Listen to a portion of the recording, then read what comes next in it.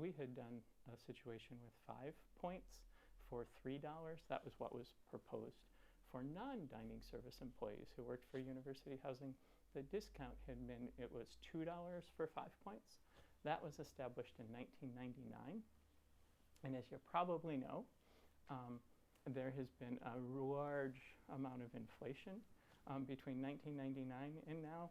And because of really out of care and concern and sensitivity, we didn't want to change that for a long time. But there was also a point at which we really needed the discount to cover the food cost.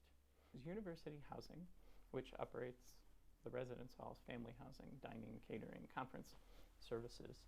It's all one organization, and all of the revenue, all the money that comes in for that is paid for by room and board fees and by apartment fees and by people who buy food and stay for summer conferences. That's the only place that money comes from.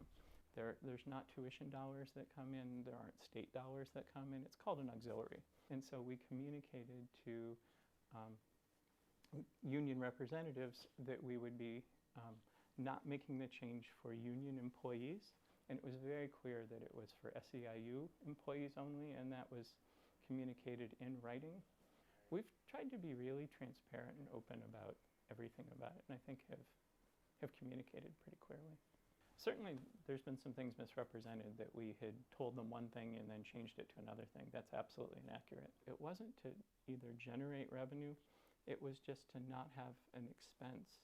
It's hard when a discount is changed, right? If you're going from having 100% discount where you're not contributing anything and it's paid for completely by room and board fees, then that feels like a total benefit, right?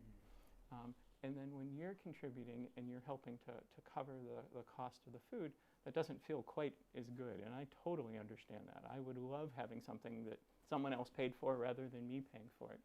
At the same time, what was happening is that we were hearing from students that living on campus and having a room and board plan was expensive, and that some people couldn't live on campus as a result of how much it cost.